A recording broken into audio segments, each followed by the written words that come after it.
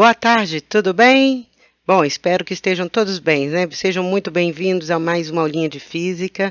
Vamos tentar falar um pouquinho hoje de energia cinética e trabalho, falar um pouquinho da teoria, depois eu irei postar alguns exercícios resolvidos, tá certo? Sobre esse assunto. Bom, energia, a gente já sabe que é uma grandeza escalar, não é um vetor, e está associada ao estado de um ou mais objetos. No caso específico da energia cinética, ela está associada ao movimento desses objetos ou dessas partículas, tá certo? A energia potencial, que nós vamos falar futuramente, ela está associada a uma força conservativa.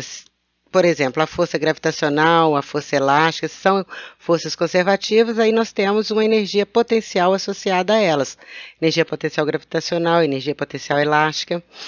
Nós temos a energia cinética também dos gases e dos fluidos, né? Gases e líquidos, que está associada à temperatura, porque quanto maior a temperatura, maior a agitação térmica deles, então maior a velocidade das partículas, tá certo? Para o nosso caso aqui, que nós estamos trabalhando com energia cinética para baixas velocidades, a expressão e para massas macroscópicas, nós temos que a energia cinética é mv² sobre 2, massa do objeto, velocidade do objeto ao quadrado dividido por 2. Essa é a expressão para a nossa energia cinética. Se a velocidade for próxima à velocidade da luz, nós temos uma modificação da expressão da energia cinética, tá certo? Que teremos que entrar na parte relativística. Qual é a unidade da energia cinética? É o joule, que é 1 kg vezes metro quadrado por segundo ao quadrado. Observe que o quilograma, o metro segundo, são unidades do sistema internacional. Então, o joule também é, tá certo? Porque ele é composto por essas outras unidades. O que é trabalho? O trabalho que nós vamos calcular aqui é quando uma força transfere energia para um objeto ou uma força retira energia desse objeto. Como assim? Bom, se eu tenho esse objeto aqui, tá certo? Aqui, e vou aplicar uma força nesse objeto, eu estou aumentando a velocidade dele, que ele estava em repouso, começou a se movimentar. Então, eu estou aumentando a energia cinética dele. Essa força que eu estou aplicando está dando energia para o objeto. Então, esse trabalho aqui vai ser positivo. Agora, entre esse objeto e meu braço existe atrito, que vai estar contrário a esse deslizamento aqui. Então, nesse caso, a força de atrito ela está retirando energia do objeto, certo? Então, no caso, o trabalho da força resultante aqui no eixo X vai ser a componente da minha força menos a força de atrito, vezes o deslocamento. Certo? Se a força ela é constante, a expressão para calcular o trabalho da força, quando ela é constante, é força escalar, produto escalar entre a força e o deslocamento. Então, eu tenho aqui um objeto, estou puxando com uma força F inclinada, tá certo? Esse objeto está se deslocando ao longo do eixo X. Então, quem vai realizar trabalho aqui vai ser a componente dessa força, F cosseno do ângulo, vezes o deslocamento. Então, F cosseno do ângulo vezes o deslocamento é o trabalho realizado por essa força, porque a outra componente não está contribuindo para o movimento, porque o objeto está se movimentando só no eixo X. Então, se você observar a componente F cosseno do ângulo vezes o deslocamento, isso nada mais é que o produto escalar entre a força e o deslocamento, porque o produto escalar é módulo do primeiro vetor, que é F, módulo do segundo, que é D, cosseno do ângulo entre os dois vetores, que é φ, tá certo? Se eu tiver mais de uma força, como eu dei exemplo da minha força aplicada e o atrito, se eu tiver mais forças aplicadas ao objeto, o trabalho total vai ser a soma dos trabalhos individuais, trabalho realizado pela força F, mais o trabalho realizado pela força de atrito, que é negativo, mais o trabalho da força peso, caso o objeto estiver num plano inclinado, mais o trabalho realizado por uma F2, por uma F3, tá certo? Então, só calculando individualmente cada trabalho e somando todos os trabalhos, você vai encontrar o trabalho total. Ou você tem a opção de calcular a força resultante aplicada no objeto. Aí você vai poder colocar aqui força resultante escalar deslocamento. Aí você vai encontrar o trabalho total. Então, duas maneiras de calcular o trabalho total. Eu prefiro calcular individualmente cada trabalho, que aí eu já olho o ângulo que cada força faz com deslocamento, separada individualmente, né? Cada força faz individualmente com deslocamento, e somo todos eles. Eu acho menos trabalhoso, mas isso aí vocês que escolhem, tá? Bom, vocês viram que quando eu aplico uma força, eu estou realizando um trabalho sobre o objeto. E estou fazendo a energia cinética dele variar também. Dessa ideia surgiu o teorema do trabalho e energia cinética, ou seja, a variação da energia cinética de uma partícula, ou seja, a energia cinética final menos a inicial, é igual ao trabalho total executado sobre a partícula. Observe que é o trabalho total, tá certo?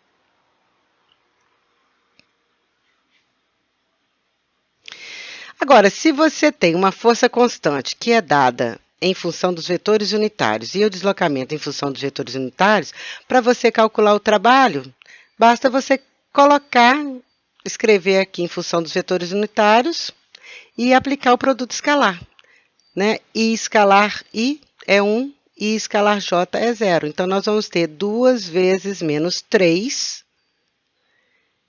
o trabalho dessa joules, né? O trabalho dessa força. E se você tem aqui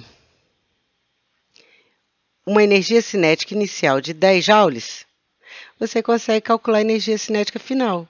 Que energia cinética final menos a inicial não é igual ao trabalho, e trabalho não é igual a menos 6, porque aqui eu tenho 2 vezes menos 3, que é menos 6. Então, energia cinética final vai ser 10, a inicial, menos 6, que vai dar 4 joules. Trabalho realizado pela força gravitacional. Gente, observe aqui, a força gravitacional ela sempre vai apontar para o centro da Terra, né? Então, ela, na letra A está apontando para baixo, na letra B também está apontando para baixo. Agora, quando eu jogo um objeto para cima, você vai ter um deslocamento para cima e já temos a força gravitacional para baixo. Qual o ângulo entre esses dois vetores? 180, cosseno de 180 menos 1. Então, força gravitacional vezes o deslocamento, vezes cosseno de 180, que é menos 1, é igual ao trabalho realizado pela força gravitacional na subida. Ele é negativo. E aqui, olha, quando o objeto está caindo, né, descendo, o deslocamento vai estar no mesmo sentido que a força gravitacional. O ângulo entre os dois vetores é 0, cosseno de 0 é 1. O trabalho é positivo. Força gravitacional vezes o deslocamento vezes cosseno de 0, que é 1. Então, trabalho positivo aqui, trabalho negativo na subida. Bom, nós falamos, eu frisei bem que força escalar deslocamento é igual ao trabalho quando a força ela é constante. E se a força não for constante? Ah, me dê um exemplo de uma força que não seja constante. A força elástica. Imagine vocês têm uma mola. Vamos imaginar aqui, usar a imaginação, visualizar uma mola pendurada aqui. Eu pego essa mola, ela está na posição de equilíbrio dela, eu vou puxar essa mola. O deslocamento está sendo para baixo. Para onde está a força elástica? Não a minha força, a força da mola está para cima, porque se eu abandonar aqui, ela vai voltar à posição de equilíbrio dela, tá certo? Então, a força elástica, ela sempre vai estar contrária ao deslocamento. Se eu comprimir a mola, o que vai acontecer? A força elástica vai estar para baixo e o deslocamento está para cima. Então, ela sempre, tanto na compressão quanto na distensão, a força elástica vai estar contrária ao deslocamento, ok? E além disso, dela ser negativa, para cada pedacinho que eu puxo a mola, a força elástica vai aumentando, tá certo? Ela é proporcional à distensão ou compressão da mola. Então, esse sinalzinho aqui menos é porque a força é contrária ao deslocamento e é uma força variável com a distensão ou compressão dela, tá certo? Esse K aqui é a constante elástica da mola.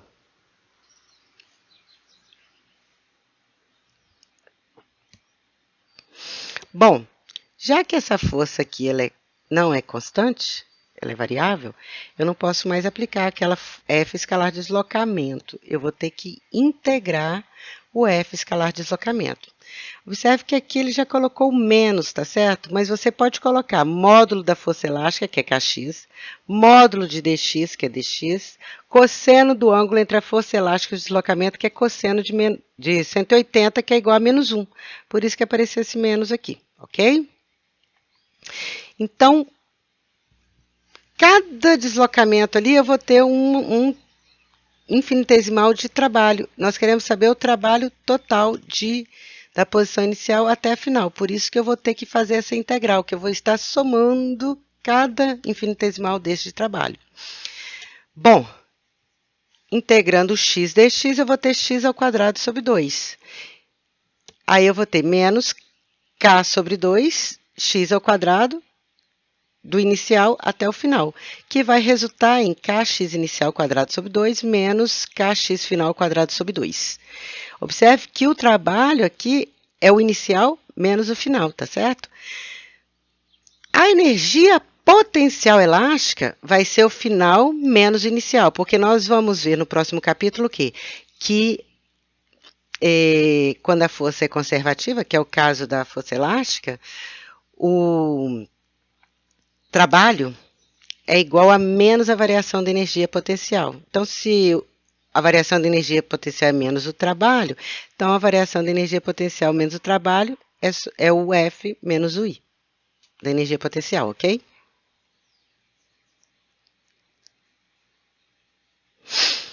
Bom, aqui nós temos um gráfico de F em função de X, do deslocamento, força aplicada em função do deslocamento. Observem que aqui, olha, eu tenho uma integral de F dx, força e deslocamento. Vocês já aprenderam lá em cálculo 1, provavelmente, que a área abaixo da curva de Fx,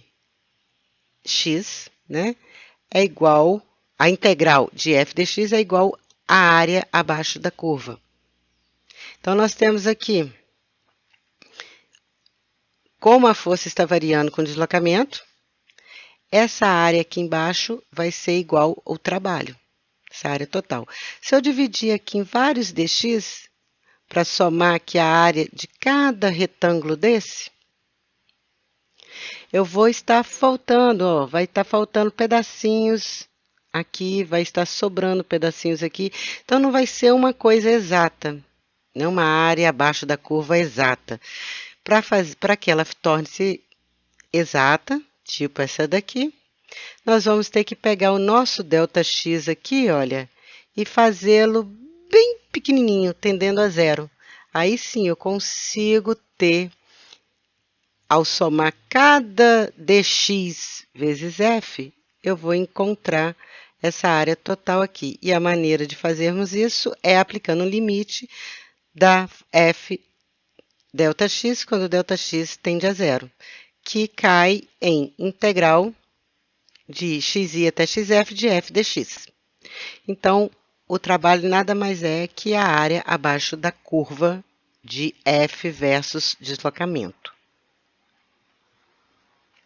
E se a força tiver 3 dimensões e o deslocamento 3 dimensões? Se a força não depender, por exemplo, se Fx depender só de x, Fy só de y, Fz só de z, porque o Fx pode ser função de x e y, tá certo? E Fy também. Não necessariamente a componente x tem que ser função só de x. Mas, considerando função só de x, Fy só de y, Fz só de z, a gente pode aplicar o produto escalar entre f escalar dr. Aí eu tenho fx e escalar dx e escalar com i é 1. I escalar com j é 0, i escalar com k é 0. Então, eu vou resultar em fx dx mais fy dy mais fz dz. Tá certo? O f escalar dr, que está escrito aqui. O trabalho integro de um lado, integro do outro. Eu vou ter que o trabalho vai ser integral de fx dx mais integral de fy dy mais integral de fz dz. Olha só que quando eu substituo essa força F pela força resultante igual a massa vezes aceleração, nós chegamos, na hora que desenvolve tudo aqui, à expressão que trabalha igual a variação da energia cinética, mv ao quadrado final sobre 2 menos mv inicial ao quadrado sobre 2. Então, a gente só está demonstrando aqui que variação da energia cinética é igual ao trabalho total, trabalho realizado por todas as forças. O trabalho, a soma dos trabalhos realizados por todas as forças, tá? Como foi feito isso aqui? A aceleração a gente sabe que é dv dt. dv dt a gente sabe que é dv dx dx dt. Tá? dx dt é v. Eu vou ter dv dx vezes v. Então, a aceleração vai ser dv dx vezes v, substituo aqui. Massa vezes dv dx v vezes dx. dx cancela com dx, eu vou ficar com v dv vezes m. Então, eu vou ter integral de mv dv, integral de v dv é v ao quadrado sobre 2. Aplicando os limites final e inicial aqui, eu vou ter mv final ao quadrado sobre 2 menos mv inicial ao quadrado sobre 2.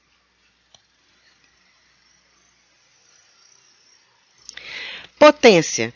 Potência é a rapidez com que se executa um trabalho. É a taxa de variação instantânea do trabalho com o tempo.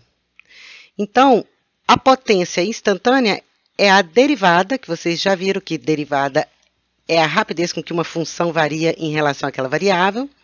Então, a rapidez com que o trabalho varia em relação ao tempo.